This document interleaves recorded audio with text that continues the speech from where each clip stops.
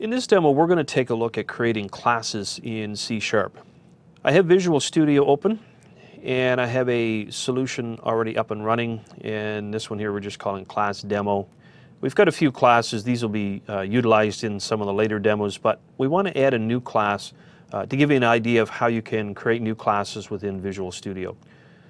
In the Solution Explorer, right-clicking your project name and selecting the Add menu item and Class from the context menu gives us the ability to add a class to our project. And in this case, we're going to create one called Drinks Machine. So we type in the name, click on the Add button.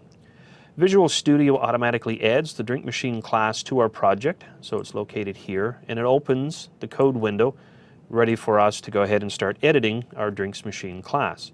And in this case, I will use my snippet editor again, and I will add my class members to the code file. And in this case, what I've done is I've added 3 public member variables for the location, the make, and the model of our Drinks Machine, and 2 methods which have no implementation in them as of yet. So we have a complete definition for our Drinks Machine class. We can go into our program.cs file, and in the main method we can start creating a new Drinks Machine object.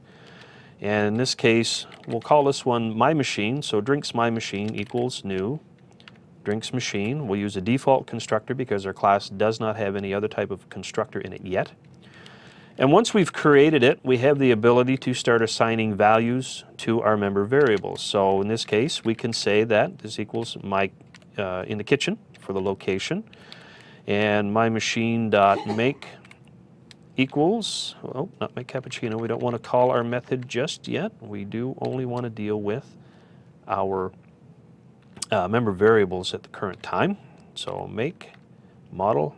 We'll use the model this time, and in this case we'll call it the DM1000,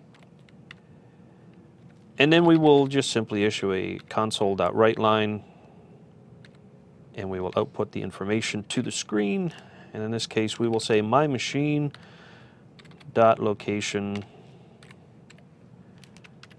Run the code. We can see that our class has been instantiated. We've assigned a value to the member variable, and we have output it to the console window. Now, one of the things that we talked about in the class about dealing with class files and member variables, and that we want to focus on encapsulation, we're going to cover that in the demo next, in which case we'll make all of these private because we shouldn't actually be making the member variables public.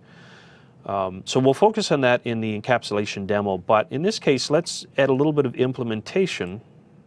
And this is just going to be really simple, console.writeLine statements, so we can see how these work in the code itself. So console.writeLine again, and in this case we'll just simply say that the cappuccino has been made. And I can't spell today at all, so cappuccino is made.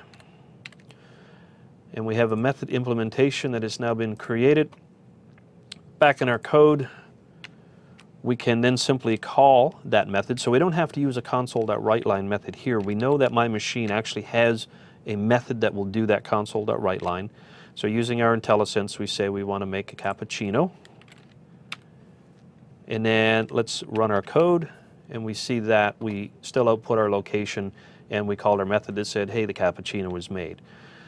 So a very quick and simple demo on creating a class file. We've seen how to create the class itself, add some member variables, a couple of methods to it, add some implementation to it, and then instantiate one of those objects in our code and assign some values to it and access some of the functionality.